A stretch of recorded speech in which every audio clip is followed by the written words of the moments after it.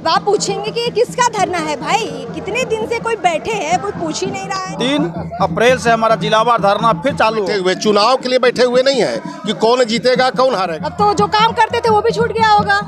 जी बिल्कुल सही आपने। हम लोग की जब कोई उपाय नहीं रह जाएगी तो हम लोग को आमरण अनशन जो है हम लोग को करना ही। बिहार में एक ऐसा धरना प्रदर्शन चल रहा है जो पिछले 115 दिनों से जारी है। अब आप पूछेंगे कि ये किसका धरना है भाई, कितने दिन से कोई बैठे हैं, कोई पूछ ही नहीं रहा है। तो हम बताते हैं, बिहार के वार्ड सचिव हैं। अब बजट सत्र भी लगभग समाप्त हो चुका है, लेकिन इनको कुछ नहीं सरकार ने दिया। तेजस्वी यादव ने वादे कई किए थे, ज़बानी वादे किए थे, लिखित में नहीं कहा। सर से जान लेते हैं कि आगे ये लोग क्या करने वाले हैं। नमस्कार, मैं अर्पिता और आप देख रहे हैं मोबी ट्वीट। गर्दनी बाग में ये लोग जुटे हुए हैं। क्या नाम हुआ आपका? मेरा नाम कामदेव कुमार हुआ। 115 दिन, सबसे पहले ये बताइए, 115 दिन जब आप लगातार दे रहे थे धरना, तेजस्वी नीतीश कुमार बहुत बार आप लोगों को आश्वासन दे चुके, अब तो आश्वासन का मतलब खत्म हो चुका है। अब क्या चाहते हैं आप सरकार से? देखिए, आज हम लोग को धरना का 115वां दिन है और ये हम लोग 4 दिसंबर 2022 से स्टार्ट किए हैं।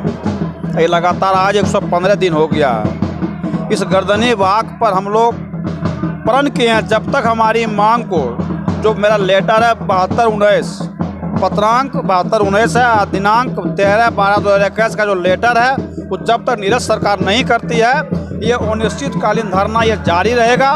और आपको बता दें आपके चैनल के माध्यम से सरकार को कि ये हम लोग 27/3/2023 को हम लोग इसी गर्दनी बाग में कल हम लोग बैठक किए थे, सभी जिला अध्यक्ष, प्रदेश कमेटी, और फिर उसमें एक प्रस्ताव पारित हुआ है कि हम लोग जिलावार धरना 3 तारीख से 3 अप्रैल से हमारा जिलावार धरना फिर चालू होगा। मतलब ये कि अब राजधानी से लेकर ये हर जिला मुख्यालय पर धरना देंगे, बिहार के चप्पे चप्पे पर ये लोग बैठेंगे। ये बताइए, बिहार में तो अभी बहुत कुछ हो रहा है, चुनाव आने वाला है, 24 का चुनाव है, 25 का चुनाव है। आप लोगों का क्या मुद्दा चुनाव तक पहुंचाने का है या चुनाव में दबा देने का है?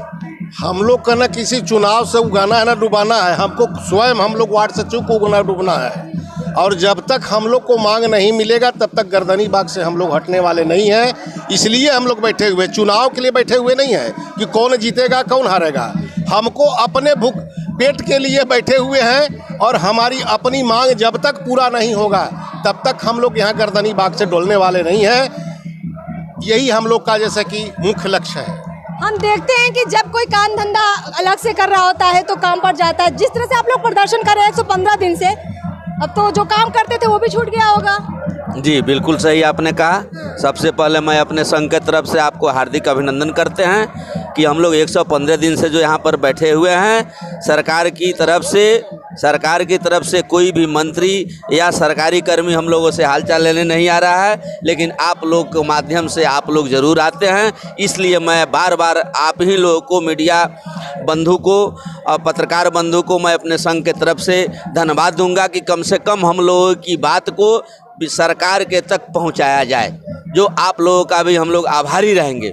रही सवाल हम लोगों की संघ की, तो सचिव संघ की जन्मदाता हमारे माननीय नीतीश कुमार जी हैं, इसलिए मैं उनको भी तहे दिल से धन्यवाद दूंगा कि कृपया आप विकास पुरुष के नाम से जाने जाते हैं। इसलिए हम लोगों का जन्मदाता जब बने हैं आप, तो भाग्य विधाता भी बने और हम लोगों का स्थायित्व करें। नहीं तो हम लोग 115 दिन से अभी धरना चल रही है, ये धरना अभी चलते चलते जाकर आमरण अनशन के रूप में हम लोग लेने की तैयारी में भी लगे हुए हैं। आपसे थोड़ा सा जानना चाहेंगे, आप लोग बहुत सारे बड़े नेताओं से मिल चुके हैं, जब सीएम तक से आप मिल चुके हैं और वहाँ का भी आश्वासन काम नहीं आ रहा है, आप लोगों के मन में अब क्या आता है कि क्या आमरण अनशन करके भी सुनेगी ये सरकार? लास्ट में अंत में तो हम लोग की जब कोई उपाय नहीं रह जाएगी तो हम लोग को आमरण अनशन जो है हम लोग को करना ही पड़ेगा, जो है सरकार को जो है जगाने के लिए, और जो है सरकार को हमारी मांग को जो है माननी ही होगी हम लोग की मांग। अभी आप लोग धरना प्रदर्शन पे है, पर बहुत सारे वार्ड सचिव की नियुक्ति जो अभी वर्तमान में है, सरकार ने ऐसा कोई क्लियर बात आप लोगों के सामने रखी है कि कैसे उनको हटाएंगे, कैसे आपको शामिल करेंगे? क्योंकि आप लोग तो मुलाकात कर चुके हैं अधिकारियों से।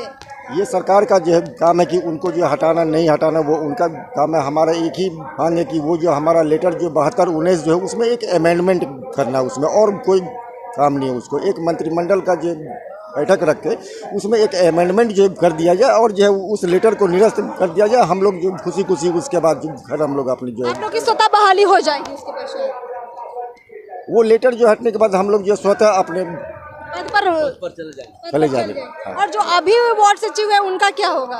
वो उनकी जो है अभी तक उनकी कोई कार्य उन लोग का स्टार्ट नहीं हुआ, उन लोग का वार्ड जो सचिव जो है है ही नहीं वो लोग। अभी जो वार्ड सचिव हैं बाद में हम ही लोग जैसे उस सबको भी सरकार कर देगी। मतलब परमानेंट जैसा उनके साथ भी कुछ नहीं है? नहीं है अच्छा। बस। हम लोग को हटाए हुए 2021 में हम लोग को हटाया गया। 21 से अभी 23 हो गया। वार्ड के यहाँ प्रबंधन समिति में अभी सरकार के द्वारा एक भी पैसा नहीं दिया गया। अच्छा। किस स्थिति में बहाल अब क्या कर रहे हैं? फिर क्यों फिर बेरोजगार कर रहे हैं? उस जो इस अपने रोजगार के लिए कहीं दूसरे जगह जाकर रोजगार करेगा, फिर उसको बेरोजगार करने का काम कर रहा है, जैसे हम लोग को बेरोजगार करने का काम कर रहे हैं। इसलिए आपके चैनल के माध्यम से माननीय मुख्यमंत्री और तेजस्वी यादव से आग्रह करेंगे कि हमारी बातों को संज्ञान में लें और 72-19 का लेटर को रद्द करते हुए पुनः हमारे वार्ड सचिव के पद पर बहाल करें। और इसके लिए श्रीमान नीतीश कुमार जी को और तेजस्वी को बहुत बहुत धन्यवाद करेंगे। चलिए ठीक है, इन लोगों ने अपनी बात खुलकर रख दी है कि अब सरकार एक लेटर निरस्त कर दे तो दोबारा से ये लोग काम पर लौट जाएंगे। लेकिन सवाल ये है कि अगर ये इतना आसान होता तो 115 दिन तक ये लोग धरने पर नहीं रहते। कहाँ कड़ी फंस रही है सरकार, कह कर भी क्यों वो चीज़ पूरी नहीं कर रही, ये बड़ा सवाल है। अब इनके मुद्दे पर क्या कोई मंत्री इनसे मिलने आएगा, कोई क्या नेता इनके पास आएगा, ये भी देखना दिलचस्प होगा। लेकिन हम इतना ज़रूर कहेंगे कि बार बार किसी को रखना, बार बार फिर हटा देना, ये अपने आप में बहुत हास्यास्पद है। और पॉलिसी मेकर्स को भी सोचना चाहिए कि आप किस दिशा में पॉलिसी बना रही हैं। फिलहाल इस वीडियो में इतना ही। चैनल को सब्सक्राइब कर ले। नमस्कार।